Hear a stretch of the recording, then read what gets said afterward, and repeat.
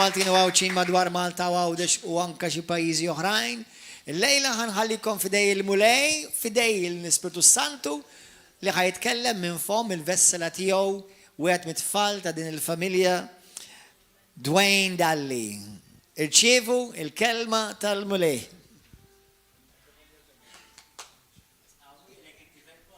Għawili, amen. Tara kemm jikolu. Hello.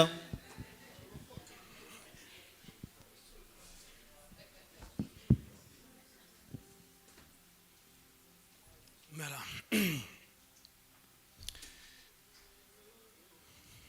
L-ewwel ħaġa. Nixtieq ngħid il-grazzi lill-pastor talli permezz tiegħu permezz tal-Ispiritu Santu u permezz ta' Marti mhux ħajfdal li buttuni x'jintafsu. Le veru, grazzi talli jiċċalenġjani biex nagħmel dak li Alla ridni nagħmel.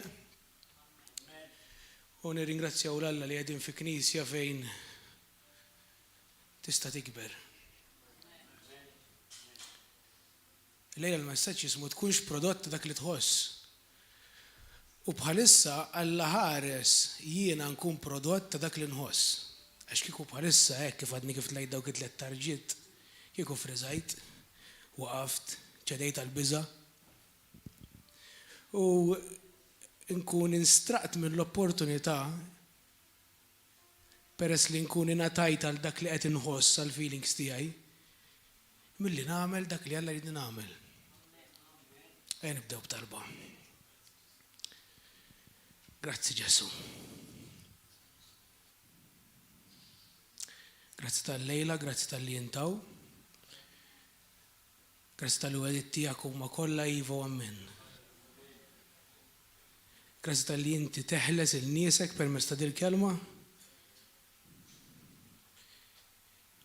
Din tkun kelma li tillibera mhux li tikkundanna. Grazzi tal-grazzja tiegħek li titrasforma. U s-Spiritu Santu ngħidlek please, għamel dak li inti tagħmel.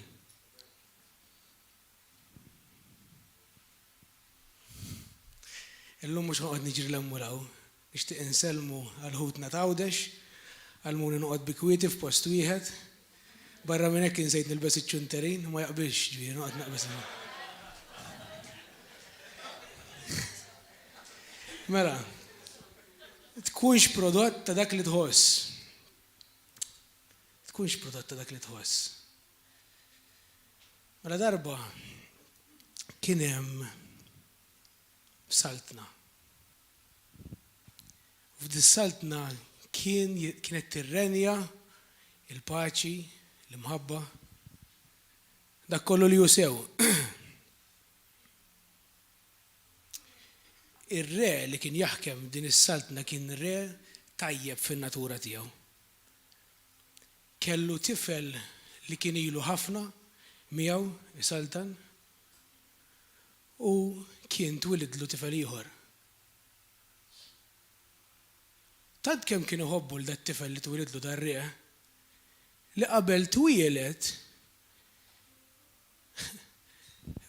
bena li saltna oħra biex meta jimmatura fi żmienu jaħkimha ikun sultan fuq din is-saltna l-ġdida. U dan ir-re kellu l-aħjar pjanijiet għal dan it-tifel il-ġdid. Kien jara l-potenzjal fih, kien jara lilu nnifsu f'dan it-tifel. Għalih dan it-tifel kien ħajirreplika fis-saltna l-ġdida dak li r-re kien f'din is-saltna. Iżda din is-saltna kellha għadu. Kien hemm re ieħor f'saltna oħra li kellu mibeda kbira għar-re tas-saltna tajba biex niftehmu. Però dan ir-re kien coward u kien jaf li bl-ebda mod ma jista' jasal biex jerbaħ lill-re number 1 ħansejħulu hekk. U allura kien jaf li l-unika mod kif jista' jivvendika ruħu l-pożizzjoni tiegħu hija billi jisraqlu t-tifel il-ġdid.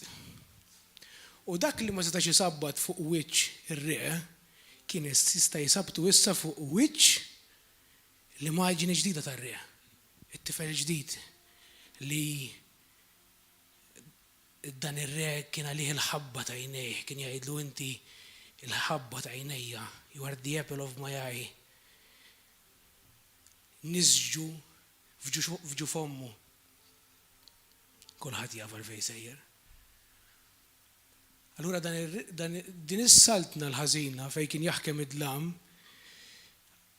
organizzaw grupp żgħir ta' soldati li xogħolhom kienu jidħlu joħorġu, daħlu sar u din it-tarbija l-ġdida. U biex veru jipprova dan ir-rekrudili idaħħal għajnejh fir-red tajjeb, ħadu fuq il-saltna li kreja lieh u hemmhekk għamel skjaf minnu. Tefgħu ġogaġġa, kien iġalu jikol minn mal-art, isawtu, jajru, jipprova jiddeterjoraħ bi kliemu u għamilha lan tal-eżistenza tiegħu illi jikkonvinċi lil dan il-prinċep li hu ma kien xejn fil-waqt li hu fil-verità kien ta' dem reali. Għadda żmien. U t-tifel il-kbir li kellu s-sultan it-tajjeb sar jaf qed jinżamm ħuħ. U mar qudiem missieru qallu pasibtu. Qallu ibni mur, qallu ekku ħanajdlek, qallu ibni mur, ħu li hemm bżonn tieħu, is-sagrifika li hemm bżonn tissagrifika, itlef li hemm bżonn tifel, titlef ġib li l-ibni. U hekk għamel. Mar f'dan il-post fejn kienet jinżamm dan it-tifel ħelsu. Rabat, hekk tgħid il-Bibbja li għamel a public show mhix jagħten Ġesu. Rabat il-daw is-soldati ħżiena u l-prinċep tagħhom maż-żiemel tiegħu u kaxkarhom sa qabel il-bieb tas-salda tad-dawl. Issa, hekk kif dan it-tifel daħal magħhuh mill-bieb, mill-gejt tas-saltna l-ġdida, sab il-missieru u da mill-ewwel natfu u għamlu ġdid u prova jirrestawra dak kollu li kien insteraqlu. U hekk għamel. U għamel festa kbira u stieden il-membri tas-saltna tiegħu kollha biex jiċċelebraw miegħu. U hekk kif dan it-tifel kien ħajaqbad jiekol, qabad il-platt, ħabtu mal-art, niżel mal-art u beda jiekol kif jien jafu. U min beda jgħid, miġnun għannaw. U min beda jgħid, xaqni aħjar ħalli ħfejkien, daħi ġanna nistħu. Imma l-qalb ta' missieru kienet maqsuma x'kien jaf li dan it-tifel huwa ta' dem irjal. Dan it-tifel kellu bżonn jiġi mgħallem kif inti taġixxi bħala sultan, bħala prinċep. Wadda l-lejl, għaddit l-ikla, mar fis-sodda, sab sodda kif uħob jgħid rajin tal-lukandi marshmallow, kif tidħol fija donna tanqek. Però kienet soft wisq is-sodda lieh. U niżel fl-art, jorqod mal-art. U matul il-lejl missieru mill-kamra oħra seta' jisimgħu jgħajjat, jikbi werżaq. U kien jerġa' jiġi mfakkar matul il-lejl kemm ġie abbużat, kemm ġie maħqur, kemm ġie msawwat, kemm ġie majjar. U s-serventi kollha kienu jisimgħu da kollu. U min kien jgħid kif ħanajnu, min kien jgħid x'waħda milna ġibna l-danaw, ħajwaqqana ċ-ċajt, ħajwaqqal nisimna.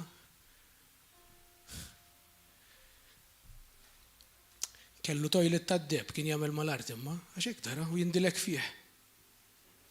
Jekk inti taħseb li meta tindilek fih mieċek l-Ispirtu Santu jħallik. Ma tantx ikun teacher tajjeb kieku.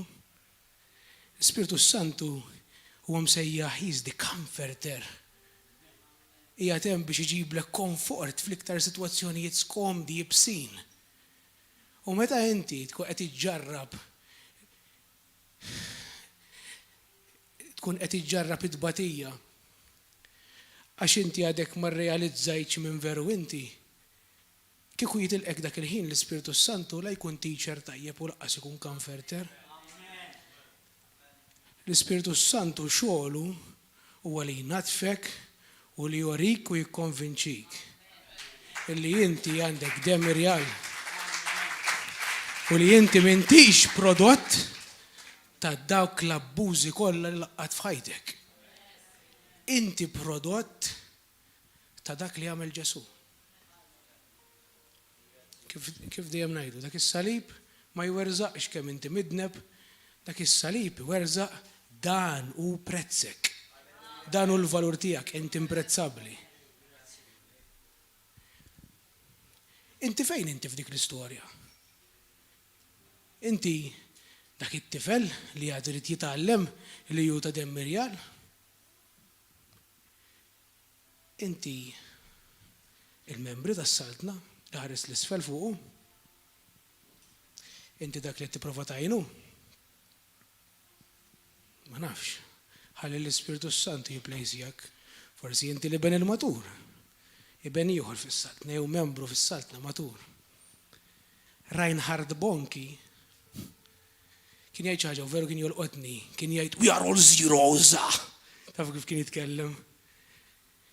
Iktar kemm il-ħajja sawtitek, iktar kemm il-ħajja abbużatek, iktar kemm il-ħajja provat tikkonvinċik li minn xejn iktar kemm għandek zeros, x'kien jiġi Ġesu iġib il-one qudiem dawk iż-zeros. Allura iktar kemm hemm zeros u iktar kemm inti provajt tiġi konvinċut illi jint ma tammontax, ikbar il-potenzjal tiegħek. Ikbar l-sfera ta' influenza fejn tista' tilħaq.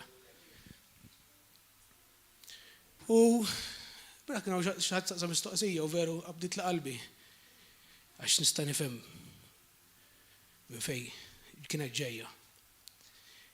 Meta inti tistaqsi lilek innifsek għaliex imma qed nibqa' sejjer biha għaliex qed nibqa' għaddej minn dak ċiklu. Jiena salvat. Il-fatt li qed tistaqsi dik il-mistoqsija turini mill-ewwel li inti għandek qalb li tittoġob lil Alla.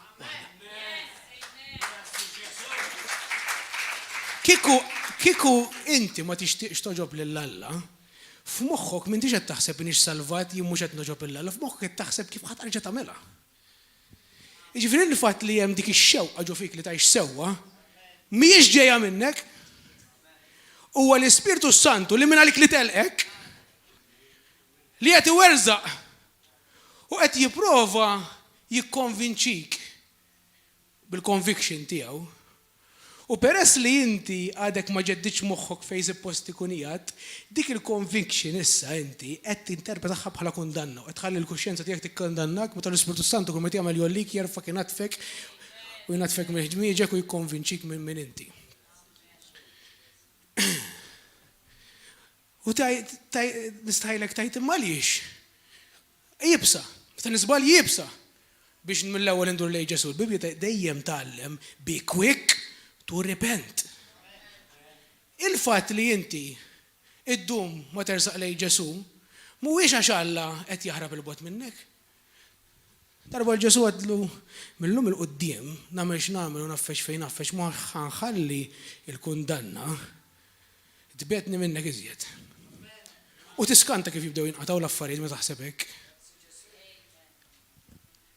Il-raġuni inti għalfejn sawwat lilek innifsek ġimgħa qabel tarġa' tieħu postok u tarġa' tirbilja hija għax inti ġejt imtella f'mentalità tal-opri sfortunatament kattolika u anke kieku le d-dinjek talmek dik hija l-liġi.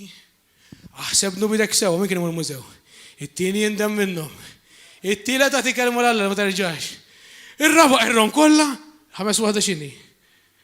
Għamel il-penitenza li jtikil konfessu. Allura inti issa drajt li tmur tajt islima tiegħek. U għamil ċolok. Tenkoda għamil ċoli issa Alla bil-fors li tjaħfirli. Alla kerma kera, Alla bil-fors li tjaħfirlek qabel. Għax hekk wieħed jekk għandek qalb ġenwina. li għandek. Għax meta ngħidlek hekk, meta inti tkun tittoġob lil Alla u qiegħed dejjem ikundanna mill-ewwel tpoġġilek innifsek fil-klassifika li qalbek mhux ta' fejn u li qed tipprova tapprofittarħek minn Alla. Sakemm m'intix qed tfittex skuża biex tibqa' tagħmel il-ħażen u you get away with it, qalbek hija Alla żgur. Allura inti issa minflok qed tgħid l-isliema tiegħek qed tagħmel ġimgħa ssawwatilek innifsek biex tħossok rajt issa sawwati nnifsi biżżejjed, għamilta l-opra tiegħi, issa ħamur lura Ġesu. Ma fil-verità tlif ġimgħa. U għamil ġimgħa tħossok mandra għal xejn. Alla ħalaqna b'tali mod. Inti għandek ġisem. Il-ġisem fil-verità ma jagħmel xejn waħdu. Inti spirtu kemm il-darba smajnija. Għandek ruħ tgħix ġo ġisem. Il-ġisem huwa il-hardware, min mhux qed jifhem il-kelma l-hardware. Huwa l-apparat fiżiku li Alla tak biex inti tesperjenza dak li d-dinja għandha x'toffri. Ir-ruħ hija dik li tokkrob biex terġa' tesperjenza affarijiet li ġiex esperjenzat. Per eżempju, jekk jiena fuq il-hamburger qed iktar ġobon, mhux l-ispirtu dak. Alla volja mhux dub. Imma jekk qed naħseb irrid iktar ġobon, l-ispirtu, ir-ruħ bħalissa qiegħda tipprova tibgħat li feeling, messaġġ jew emozzjoni biex permezz ta' ġismi tarġa' tesperjenza il-fulfillment li kapaċi jagħti sa ċertu limitu dak il-burger. F'kollox hekk. F'kollox hekk. Jiġifieri inti mela inti twilit fid-dinja kont kollox imħassar u bdejt titgħallem. Il-mument li bdejt titgħallem ruħek fuq il-hardware ta' moħħok, mela inti għandek you have a brain, għax fil-verità x'kelmiet għandek moħħ, a brain, u mbagħad għandek you have a mind. U dal-mind, mela il-brain huwa il-moħħ, kelma waħda għandna bil-Malti, il-moħħ huwa l-muskolu fej Alla tak biex jista' jopera dan ir-ren. Il-mind huwa fil-Bibja fil-Malti il-ħsieb ta' Kristu translate. Ġifieri huwa dak li inti jew il-ħajja għalmitek u issa inti qed tipproċessa kif inti qed tara d-dinja madwarek huwa kif inti biżmien storjajt dak li ġralek. Għalhekk inti titwieled mill-ġdid. Għalhekk l-ewwel ħaġa li tit verament temmen huwa fil-opinjoni tiegħi. It-Tunu Korintin 5:17. Inti kreazzjoni ġdida, kif qatt ma eżistit qabel, dak kollu li hu passat għadda u issa kollu ġdid. Kollu ġdid. Mela inti once li inti tarġa' tirriviżita il-passat tiegħek u tarġa' ġib feeling mill-passat jew esperjenza li għaddejt minnha fil-preżent, dik il-feeling qed tiġi f'ħajtek biex tipprova twaqfek milli inti tkun dak li Alla pjana li inti tkun. Liberu! Il-libertà, Ġesu ġi ġamlek ħieles. Whom the Son sets free is free. Indeed, no doubt. Allura, l-unika ħabs li tinsab fih huwa l-ħabs li ħlaqt f'moħħok.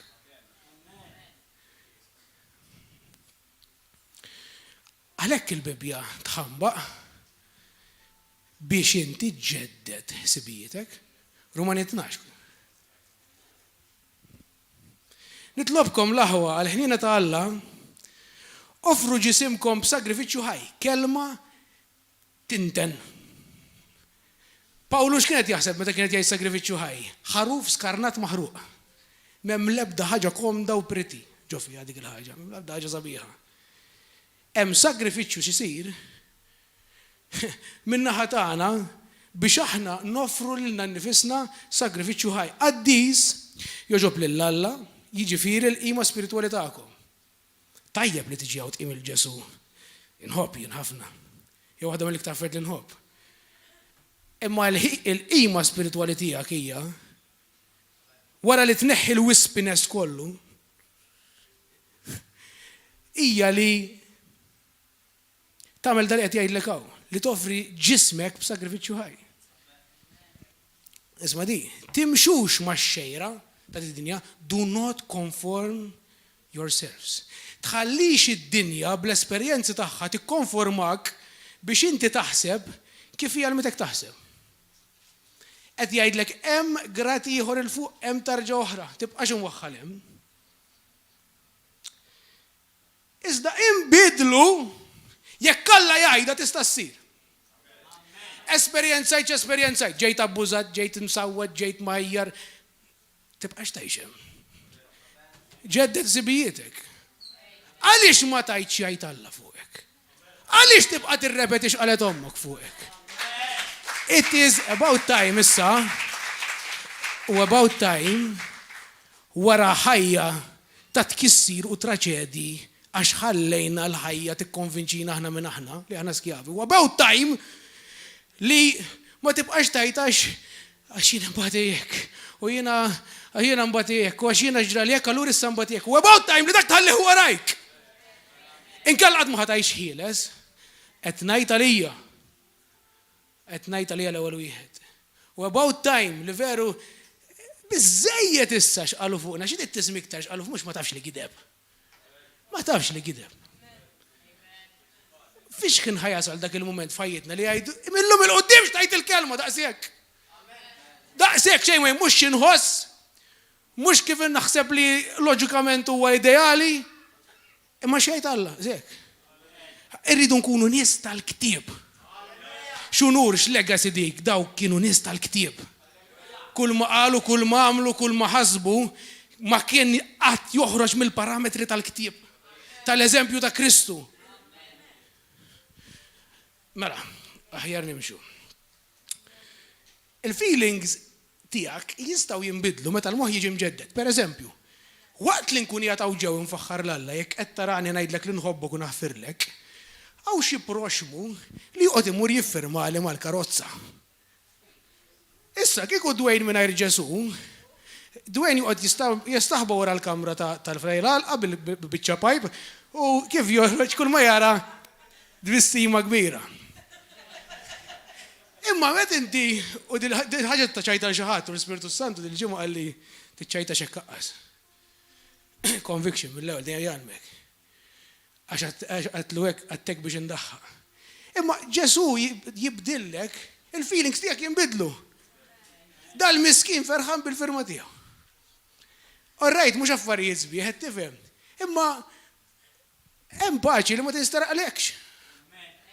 Hemm paċi li ważli moħħok jiġġedded tista' tgħix fiha. Li mhijiex dipendenti fuq is-sitwazzjoni, fuq iċ-ċirkostanzi, hija dipendenti fuq il-min tafu kif tafu. Mela jekk li tiġġedded moħħok, jekk hemm xi area f'ħajtek illi inti ma tidonnok ma tistax teleb fil-ħsieb tiegħek. Ix'inhi? Id-dinja dejjem tgħidlek int ma tistax tinbidel. Mhux ovvju lek ħatajdlek x'teddida li jekk tinbidel. Ikoll id-dinja ma tix tibdel il-mod kif taħseb hi. Id-dinja tibża li jiġi xi ħadd u jti eżempju ta' kif tista' tinbidel. Inkella ħajwaqqa dak kollu li bniġġo moħħa bħala l-ideali. Imma li jgħidlek li u x'inhu f'ħajtek u x'inhu moħħok illi qed tiddilja miegħu, meta inti todos fil-kelma tal-Alla, tista' tibdel il-mod kif anke inti tħossok fuq l-affarijiet. Ma' żmien, dak u tiġdid tal-moħħ, sakemm iġġedded moħħok tibqa' tistragilja. Once li tiġi għalik second nature jew first nature, daqshekk, dik li ġeddid moħħok.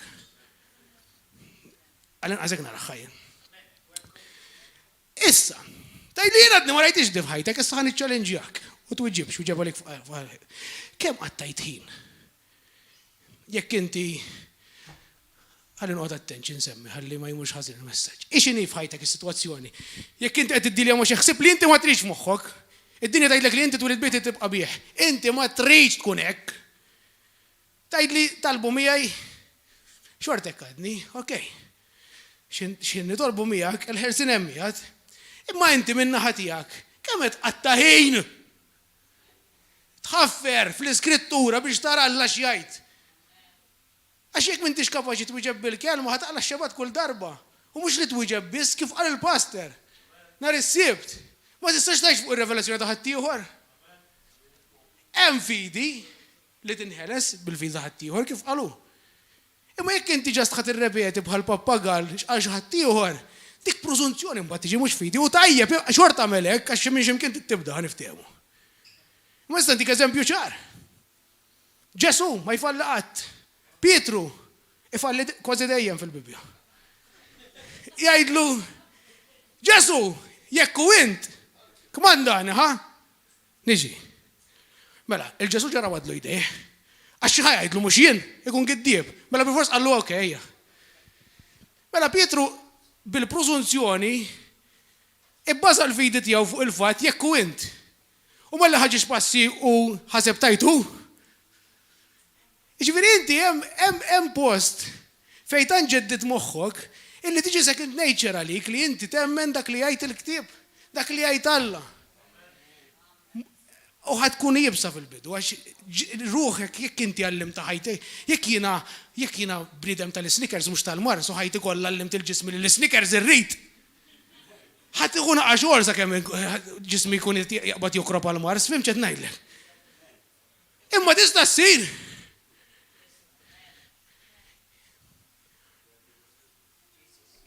Mhux ħanajda. Trid toħroġ imma mhux ħanajda. Ġifieri inti jista' jkollok laqwa arma fl-univers. U hekk għandek il-kelma tal-li laqwa arma fl-univers. L-injoranza fl-arma, jekk inti injorant fl-arma, immaġina ċempil li Joe Biden għada. U toħodix bi kbira, xef jagħmlu dal-affarijiet. U jgħid li jisma' il-militar tal-Amerika kollu fidejk, ħadd ma jindahallek, ħadd ma jdik pariri fidejk. Kieku jagħmel hekk, Alla volja għandi l-ikbar superpotenza tad-dinja taħt l-awtorità tal-kelma tiegħi. Għax jiena injorant kif taħdem dik l-arma, mill-injoranza, ma ġejtx mgħallem, ma nafx kif nimmaniġġjaħħa dik l-arma, ma nafx kif nalloka, kieku l-Amerika jwittuha f'nofsinhar. Alla volja hemm l-armamenti kollha biex tiddefendiha. Imma inti jekk veru trid tibdel il-pattern ta' moħħok kif jaħdem, niċċalenġjak. Immersi lilek innifsek. Totalment imma. U din hija diffiċli hawn ġej challenge. Għaddas lilek innifsek fil-baħar tal-kelma tal-Alla fuq dak is-suġġett. Aħseb fuqha. Kif qal lil Ġosue, tħallix dan il-ktieb jitlaq minn ħalqek, tkellimha. U għara moħħok jġeddiċ. Naf, l-Ispiritu Santu jgħid miegħek ħajtik il-grazzja, imma għaliex aħna daqshekk hekk li titkollox. Għaliex xi kultant maħniex lesti li nagħmlu l-parti tagħna fil-ħaġa. Kieku inti jiġi jibnek u jibqa' jgħidlek meta ta' 23 sena ixtri li Nikola millix Nikol imsaħli. Mhux tajjeb hekk hemm ċertu affarijiet li mal-maturità iktar kemm timmatura trid tieħu fuqek biex tagħmilhom inti. Mhux Alla ma jridx jgħinek imma fejn l-stewardship? Ta' Alla x'investa f'ħajjitna fejna? Huwa sabiħ li tkun tista' todos, mhux xi kastig da li inti todos fil-Bibja. Ġesu nitolbuk tina mħabba ġenwina l-Bibja. Ġesu nitolbuk ħalli dil-kelma ssir verament it-teżor ta' ħajjitna. Li kultant iridu nfittxu fija naraw xi tajt. Ġesu għallimna xi ġifieri moħħna jiġġedded għall-veritajiet tal-kelma tiegħek. F'Ġenesi 30 hemm storja ta' Ġakob u Laban, il-kunjatu tiegħu. Da Laban ma kien fi ħobs ta' xejn, kien xeba jitradih il-Ġakob. Però l-aħħar darba li prova jagħmilu bażikament marfu għallu isma' għallu meta ħajasal il-ħin li issa nieħu li għandi nieħu u nitlaqlem għax ġbut miegħek. Bażikament parafrejz sewwa. U għallu xi trid bħala paga? Għallu please titlaqniex, għallu għax kemm ilek inti mija jfurt dak kellu 4 naġġiet u ġabu fawru bin-naġġ. Għax kellu l-barka tal-Alla fuq ħajtu. U allura x'għana jgħidlek x'nagħmlu qallu Ġakob. Dejjem l-istess kunċett ta' Abram, jieħu l-ar naħa tad-dil għax jafdal l-Alla. Allu ħan jieħu jiena in-naċ difettus li għandu speckled u spockled. Allu jekk ikun hemm naħġa fil-merħla tiegħi li hija bajda, għajt li sraqtek. U bażikament Laban qal bulli, sibt mod kif neħles minnu b'xejl da. Imma l-fiduċja tiegħu kienet falla. U x'għamel Ġakob? Mela da Laban mill-ewwel qabad neħħielu dawk li kienu speckled and spockled. Ma jmurux jagħmlu jkollhom bħalhom mhux hekk. Ħallih bin-naġ bojot. Ma jimpurtax, jibqa' jkun l-arnaħa tad-dil. Fejn jmorru biex jixorbu n-naġ da Laban, da Ġakob għamel skuk u fuqhom naqqax speckled u spockled.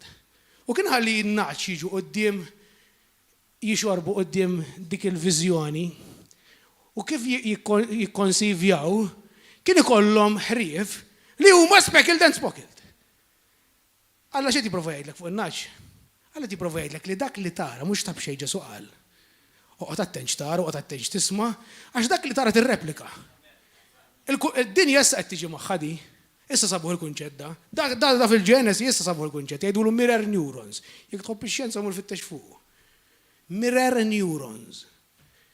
Jiġifieri Alla jorik biċ-ċar li f'kull kuntest dak li inti tħares lejh inti ssir.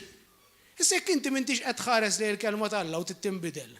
Fejn ħassir bidla tkun momentarja tiġi hawn tesperjenza l-preżenza tal-Alla, tkun ċert, imma ma daħlitx fil-font il-ħaġa tarġa' toħroġ fid-dinja u peress li moħħok mhux imġedded fin jew ieħor ifottik. Mhux ħnaraw Ġenesi. Ġakbu 21. Neħħu għalhekk minn fuqkom kull ma hu mniġġes.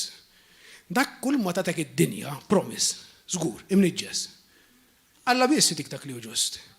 L-esperjenzi tiegħek ta' qabel Kristu, l-abbuż li għaddejt minnhom, dak huma affarijiet imniġsa.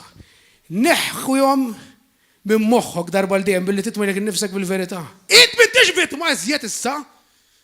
Kemm ma niflaħx għalija nara l-Kristjani jġibu ruħhom ta' vittmi. Inti vittorjuż Ġesu jarak. Dil-victim complex m'għandekx tambija għaddejt minn xi għaddejt tgħidli inti ma għaddejtx mhux biex inkun sensittiv. Mhux biex inkun insensittiv. Veru mhux biex inkun insensittiv. Tgħidli ma tafx minn xi għaddejt jiena. Imma tant kemm il-Knisja dawret il-messaġġ tal-imħabba għax dejjem l-udjenza kienet femminili. Li l-imħabba maskili li hija deċiżjoni kif titkellem along these lines mill-ewwel jieħduk li inti insensittiv. Immaġina jkun hemm ġenitur. U ibnu jrid jagħmel operazzjoni. F'isem Ġesu ma tkun fuq ħadd. U joħroġ il-professur kif ħaniftuħ il-dat-tifel għaddu 3 snin! X'tagħmel taf daħħulu inti?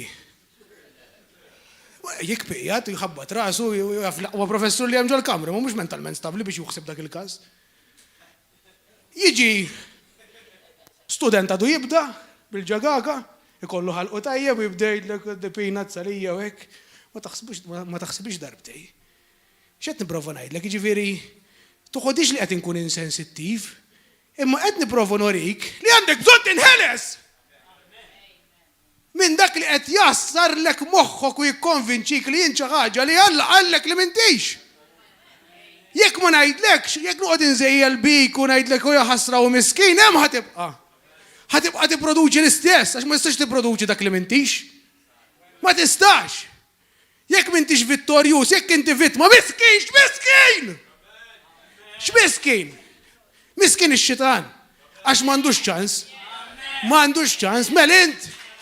You are the righteousness of God in Christ Jesus. U tħalli l-passat jiddefinixxi l-preżent tiegħek. Sa fejn ħanaslu? Sa fejn ħanaslu? Da mhux il-messaġġ tal-Knisja ta' Kristu. Ġesu. Neħħu għalhekk minn fuqkom kull ma mniġġes u kull fdal ta' ħażen, dak li fadal tal-ħażen tal-passat, warrab. U l-qaw bil-ħlewa il-kelma mħawla, bl-Ingliż jgħidek the engrafted word.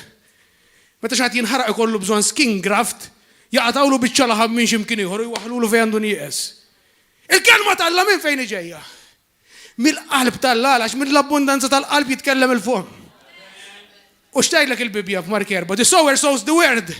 Mela Alla jipprova jizra biċċa minnu f'qalbek. Qed jipprova jizra l-kelma tiegħu li kapaċi teħirżek u trasformak f'qalbek u inti moħħok ġaralek u kif tħossok. U jien.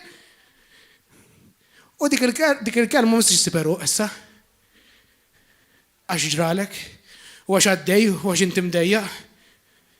Issa naslu da, ħanaraw kif.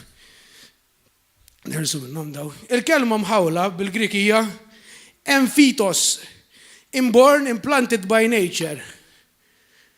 Alla impjanta din il-kelma fik. Fikom jgħidlek li tista' salvalkom ruħkom. Fil-preżent. Ma inti mhux salvat. L-Ispiritu tiegħek salvat. Ruħek inti ma l-Ispiritu Santu tista' salvaħħa. Permezz tat-tiġdid tal-kelma tal-Alla. Kif inti tġeddet moħħok ma dak li tajt il-kelma tal-Alla, hemmhekk esperjenza dak li qed jgħidlek il-vers, qed issalva ruħek biċċa biċċa. Fedek ma wasalx dwar tkun ikkundannat.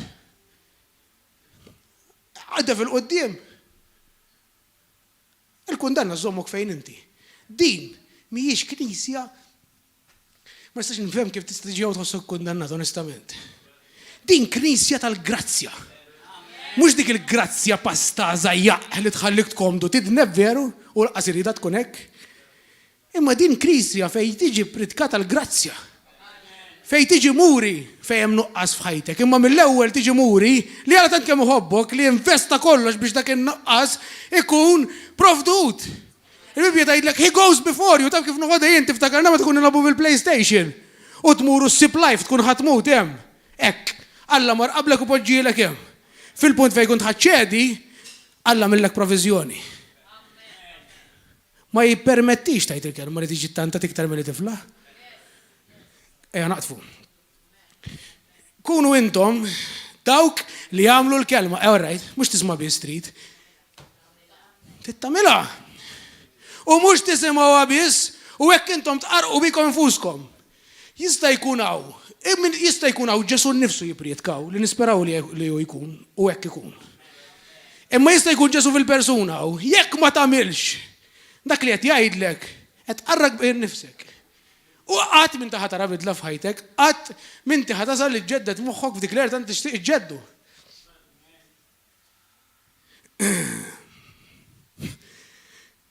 Isma' di. Għax jekk xi ħadd jisma' l-kelma u ma jagħmelix, ikun bħal bniedem li jara vera wiċċ li bih twieled, qed tarilek innifsek fil-mera, jekk ma tagħmilix il-kelma tal-Alla, qed torik x'suppost tkun. Qed tħares lejn il-mera, min hu l-mera? Ġesu! Qed jgħidlek iqaf aqra l-Bibja biex tuġeb il-ta' Ġehovah. Hekk kont nagħmel jien. Dibuli di għal iktibha, ħalli kif jiġu nċabċabielhom. Aqra l-Bibja biex issir taf il-Ġesu, biex issir taf x'investiment għalik. Hemm, min int.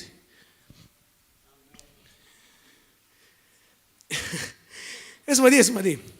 Jara li l-nifsu jitlaq u malar jinsa kif kien jaħmar, imma dak li jarbel sewwa l-liġi perfetta tal-ħelsien, hemm liġi perfetta tal-ħelsien f'dik il-kelma, imma tittarbila, tittixtarra, kulħadd jaf xi tixtarra. Tittixtarra u tibqa' timmedita fuqha titkompli tħaffer x'tajt il-kelma tal-Alla fuq dik is-sitwazzjoni għaddej minnha. U hemm liġi tal-libertà li qed tistennik. Dik il-liġi tal-libertà qed tistennik. Take hold. U jżomm sħiħ magħha ma jkunx wieħed biss li jisma' u jinsa, iżda jkun wieħed li jagħmilha ħieni daf l-emil tiegħu. Ħieni għala. Għax meta ġeddet moħħok tajx ħieni. Meta toqgħod fuq dak li tħoss f'ħin jew ħadd titqarraq żgur. Bla dubju. Żgur. Di speċjalment in-nies imma jien għandi l-feelings. L-emozzjonijiet tiegħi. Speċjalment bir-rispett kollu n-nisa. Tgħidli inti raġel, imma veru. Anke għawrġi li tkellmu hekk imma ħafna drabi n-nisa. Imma minn fejn ġejjin daw il-feelings? Daw l-emozjonijiet huma l-istess emozjonijiet li dak Allah jew twildu fil-waqgħa ta' dam. Għax jekk huma dawk il-feelings li twildu fil-waqgħa ta' dam, skont Romani 8 ħajkomplu jġibu t-tifrik li tant qed tipprova taħrab f'ħajtek. Qed tratta lejk dak li qed tipprova taħrab minnu.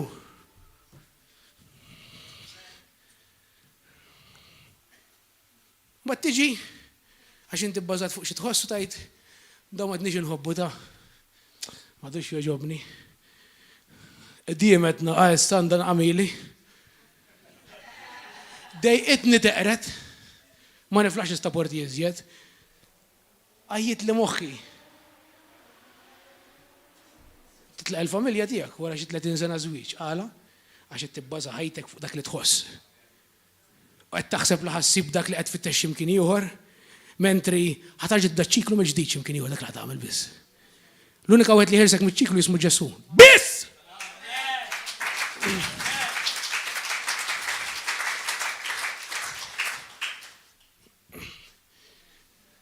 Hemm preacher li nħobb nara ħafna u meta jitkellem fuq dawn l-affarijiet jgħid għalfejn taħseb illi inti l-feelings tiegħek tista' jkollok feelings li Ġesu ma kellux. Timmaġina inti l-Ġesu tila s-selib il-Golgota. U dawk jobsqulu, dawk jajruh, dak jaffenduh, u jaqbad is-selib jħabtu mal-art, u jgħidlu xi marrix inkompli xbin, beam me up, Scotty, insa mhux għal daw insa. Jgħidu li sori, u fejn naf li jżommu għas-sori wara li qalu li s-sori. Ma rridx naf. Dak li fħalq Ġesu jistema tad-daħ, għandu jistema tad-daħ fħalqek u fħalqi. Jekk veru rridu l-karattru tiegħu jieħu l-ħajja fina wara kollox ta' ġifieri. Ġesu qatt ma mexa skont l-aptit. Qatt ma mexa skont l-aptit. Kien ikun għajjin ħajmur jistrieħ jiġu ktar in-nies u l-kompassjoni jinsalajja jmur jaqdi. Ġesu dejjem iltaqa' mal-bżonn irrelevanti ta' x'ħass. Fil-ġnien tal-Ġetsemani. Tgħidli ma niflax l-istaporti iżjed ngħidlek kunx giddieb. Għax il-Bibja fil-ktib tal-Lut kapitlu 12 tgħidlek you have not yet resisted unto blood. Għadek ma rresistejx sakemm ħereġlek id-demm, għaw xi ħadd li tant kemm irreżista dwejja, id-depressjoni, ixini f'ħajtek dik il-ħaġa qed tipprova żommok li ħereġlek l-araq tad-demm. Fadallek fejn tista' porti iżjed. U Alla ma jippermettix narġa' ngħidlek li tiġi inti it-tantat u maqsar iktar mill inti teflaħ. Mela Alla għandu fiduċja għamja fik. Illi inti kapaċi toverkamja, x'in il-kelma toverkamja? Darba kun teleb, darba Pastor Gordon kun dadni nibda. U għal xi ħaġa u klikkjat xi ħaġa f'moħħi. Għal dak il-ħin irrealizzajt li kull ma tara fid-dinja huwa skont il-perspettiva tiegħek, skont il-lenti tiegħek. Tnejn min-nies jista' jiġilhom l-istess sitwazzjoni u jirreaġixxu b'modi kompletament differenti. Insomma, għalhekk qal tista' tkun ilu da snin. Qal tista' tkun l-iktar ġurnata ta' maltemp kera. Tarat iwaħxek. U taqbad ajruplan u kif tolaf fuq sħab tara x-xemx. Jiġifieri inti kull mem perspettiva, kull mem il-mod kif tħares lej il-ħajja. Fil-verità hemm xemx. Dak il-maltemp ħajaddi. Inti ma tistax tipproduċi differenti minn kif tħares lej il-ħajja. Ġesu dejjem iċċellinġahom. Dejjem iċċellinġahom. Murara, Mark 6 fejn kienet di. Mark 5 u 6. Ma l-ewwel ikunu fuq dajsa tqum mal-tempata daw xogħolhom sajjieda ta'. Daw xogħolhom baħrin u jitwerru. Għallhom il-mastru daxxa qabas u għallhom kamon, jan istafidi żgħira. Għaliex? Il-professjoni tagħhom x'qed tirrappreżenta dak li d-dinja l-mitek. Dak li ħajtek għal-mitek bħala norma. There is a way that seems right unto a man, tajlek il-proverbi. But its paths will always lead to destruction. Tidher bħala l-option it-tajba. Tidher bħala l-option is-sana. Imma qed tiħodlok idejk jitfid biex tieħdok għad-distruzzjoni.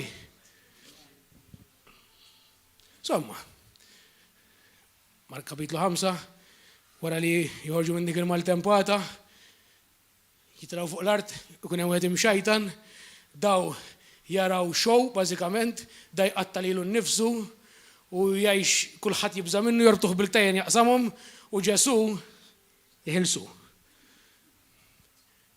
Mark kapitlu 6, chapter wara. Ġesu waħdu jqatta' ħin mal-missier fuq il-muntanja. Ġesu jarahom jitħabtu ġol il-mara ġew.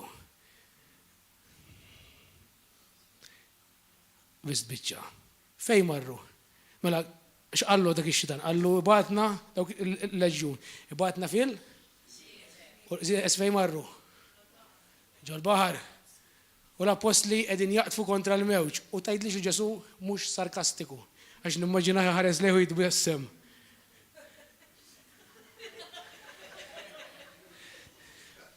U qal ħammut jem daqatit ha. Ma mexiex fuq l-ilma x'kien kiesaħ, intaqa' fuq l-ilma x'kien hemm bżonn. Għax kieku ma mexiex kienu ħajsibu l-qiegħ bażikament. Kienu ħajkejlu l-font. U jaraw miexi sadi, tgħidilx li mhux xajtina Ġesu. Anzi timmaġina jagħmilha. U jaħsbuh fantasma jew xi jaħsbuh. Dak il-ħin Pietru ma kienx qed jibżam il-White Sharks ta'. Immaġina moħħ Pietru, jemma jiġu murġu dak l-ilma dak il-leġjun hemm isfel. Ma tgħidlekx hekk il-bibja, ma timmaġinaħħa sewwa. U Ġesu qed darba jitla fid-dajsa. U jikkarma l-maltemp. Ma ma jgħidilhom kemm sier kien ara naqa' Allahu Pietru kif ixxarbitlek il-frenza. Ara daqna kif tħablitlu Piet. Ma ġeżejjel xejn. Għaliex din l-imħabba ta' titlu tal-mħabba ma fil-verità ġest qed iżommok fejn int tażaq fit-tajn. Hemm imħabba li tgħidlek ħu deċiżjoni. Ufosajk! Lesta ħad iġġieled! Aqbas ix-xabla tal-kelma u lesta ħad tferi kull ma jipprova jiċċalenġak jiġu quddiemek. Kull ħsieb, kull depressjoni. Id-depressjoni mhijiex marda l-Kristjan! Għax iċ-ċentru ta' ħajtek għandu jkun Ġesu! Mhux dak li qed jinkwitak. Jekk qed bagħti bid-depressjoni bipolar x'inhi, foka li tfittex fil-Bibja fuq fejn Ġesu qal tinkwitax għal għada. Fuq fejn qal biex tpoġġi l-kers kollha tiegħek fuq għax hu jippurtaħ minnek f'Pietru. Milux qed titkellem ma' persuna li kienet bagħti bl-ansjetà. U qalt li ma nistax nikol biċċa laħam. Ta' x'inhu jien? Di għalija. Ma tikolx laħam. Ġifieri jekk noħorġu jiena u inti u tħalli fil-platti mhux ħanikol żgur. Mela jaqbilli ngħinek tfiq ħalli jekk tħalli biċċa laħam tkun għalija. U hija ansjetà. U l-ansjetà hija gidba, bħad-depressjoni, qed tipprova tikkonvinċik li għandek għaxer tkun ansjuż meta il-prinċep tal-paċi jrid jirrenja f'qalbek. U bażikament għattira l-persuna, x'qed qed tibża mill-laħam? Għalti nibża nixraq. Għattira kemm il-darba xraqt f'ħajtek, għalt qatt. Għana għal-gideb. Għattilu għarrajt, għattira ħaneħdok tikol biċċa laħam. Veru għalt li. Kħed taħseb l-ħamda xie kuxi ribaj. L-iktar petta z-zarbuni bes laħansib ħanti u la tiklu, għalli zgurta li darba l-dej. Għax il-gideb telbu biz bil-verita fl-imħabba. Il-verita mer l-imħabba jaf tkun l-iktar forza distruttiva fid-dinja. Il-verita fl-imħabba. U issa kull darba li noħorġu, tikol il-laħam. U nammi raħħa tikol il-laħam. U nistan duq taħħa u nduq tijaj. Grazzi Ġesu tal-ħelsien mill-gideb. Ġesu għad ma ħajżommok fil-post komdu. Ġesu tejjem ħaj ċallenġjak. Insa, dak mux Ġesu veru. Li ħallik fejn intu jgħidlek miskin, sewa għandek raġun, abbużawk, inkwieta. Ġesu jgħidlek imsaħtek, bdiltek, għamtek ġdid, ta' warajk għadda. Dak qtiltu fil-mamudija. Muraqra Rumani 6, ent bniedem ġdid bħal Ġesu. Ġesu kien abbużat! Taħseb li għax tabbużat Ġesu? Kien imqatta biċċiet ġibdulu d-daqna bes ullu għamluħ mandra minnu! Kien abbużat! Fej għattara l-Bibja tiddeskrivi l-Ġesu bħala miskin.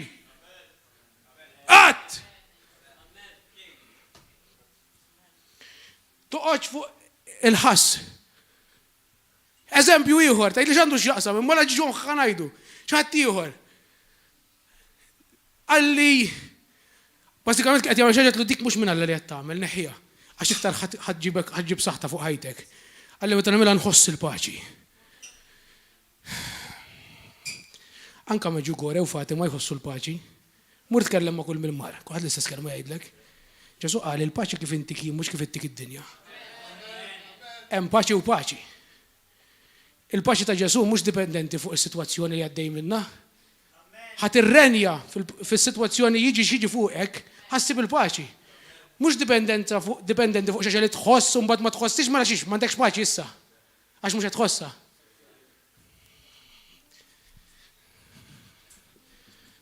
Morru waqraw l-ewwel Ġwanni 4 mill-ewwel 5 mhux ħajkolli ċans. Bażikament u ikbar dak li hemm fiku minn dak li hemm fid-dinja. Amen jew amen. Veru jew le? Ħankunu dawk in-nies li ngħidu irrelevanti x'titfal ħajja ġew wiċċi. X'hawn miktub. X'hawn miktub hawn jimporta. Irrelevanti x'inħoss, irrelevanti x'jidher loġiku, irrelevanti kemm ma rridx naffaċċja il-biża.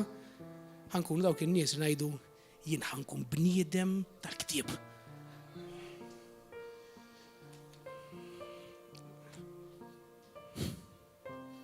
Prova naqbes, għammurru lej l-aħħar. Bażikament, jkolli nissum magħha fi frażi waħda li l-qofol tal-Kristjaneżmu huwa l-mewt tal-jien ta'. Tant kemm nisimgħu messaġġi li Alla jrid ibierkek u li hekk hu. Li malli tintaqa' mal-ewwel naqra x'inhi l-kelma tinfittex, mewġ.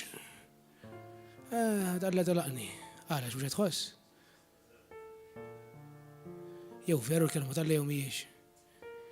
Jekk issib vers wieħed li mhux veru armija li hemm, x'tagħmilha. Jew tapplika dejjem jew ma tapplika qatt.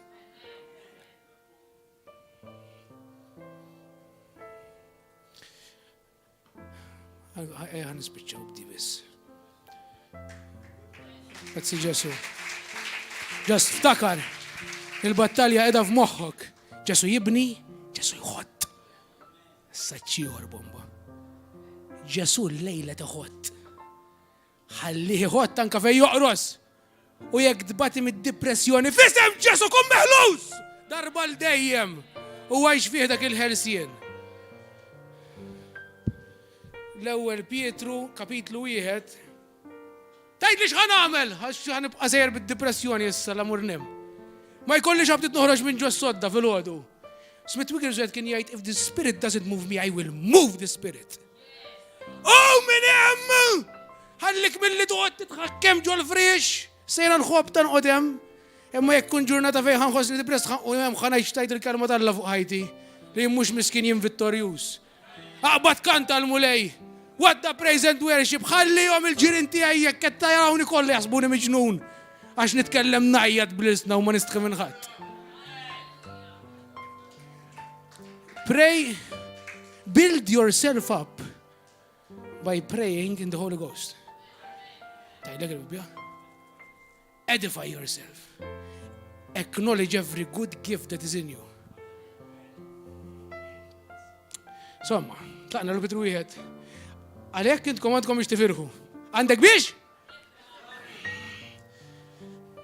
Unmovable irridu nkunu nies li ma nċedux naqra rasi jibsa. Le! Għax hekk hawn miktub hawn. Mhux qed inħoss.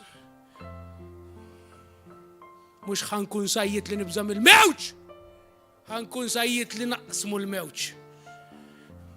Għax għandi l-mastru daxxa.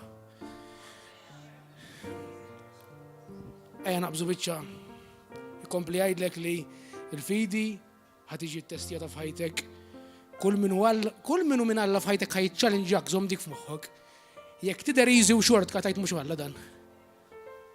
Mhuwiex. Mela, naqbżu vers 8. Lilu għal-kemm ma rajtuħx intom tħobbuh, min ma jħobbux hawn il-Ġesu. Għalik ma qed jgħid. Intom temnu fih, intom tifirħu b'ferħus glorjus li ma jistax jitfisser. X'ħadd jidra d-depression? Jien nifraħ ferħus glorjus li ma jistax jitfisser. U għamilek isek ibla, l-ewwel tibda fil-ġisem, u mbagħad tispiċċa fl-ispirtu. Tibda tħaq farsu spiċċa titħaq bil-serjetà. Għax Alla jistenna l-azzjoni tiegħek bil-fidi biex jintaqa' ma' dik il-fidi. Mela. Fih intom eżatt, vers 9 waqt li tiksbu lan tal-fidi tagħkom li hu s-salvazzjoni tagħkom jerġa' jgħidlek. Ruħek, spiritu tiegħek salvat, ruħek qed jiġi salvat bit-tiġdid tal-kelma tal-Alla, ġismek ħajjiġi salvat. L-ewwel Korinti 15 ħajjiġi mibduħ. Għalhekk, vers 13, kunu mħażmin fir-ruħ, rażlu l-konfuskom f'kollox. F'moħħok speċjalment. Kollox jibda mill-moħħ, kollox jibda minn feeling. Kollox jibda minn dak il-punt fejn il-moħħ jgħidlek kemm għandi aptit nerġa' nesperjenza dik l-esperjenza. Feeling. Kull dnub f'ħajtek beda b'xi tip ta' feeling. Kollu. Bħala wlied obbedjenti, tajxu skont il-ġibdiet ta' qabel. Meta kontu għadkom tajxu fl-injoranza tagħkom, insa kif tal-lim tajx bħala ignorant u għeja nibdew najxu bħal wlied. Naqbżu vers 18, kunu għafu li intom kuntu mifdija l-ħajja ta'kom firħa, kont tajx ħajja firħa anka jien, tajx kem kunt firħ. Li ħattu minant missirijietkom, id-dinja l-mitek tajx firħ. Uħobbok kem uħobbok id-daddi għalmek tajx firħ, jek ma kellux il-Kristu fajtu.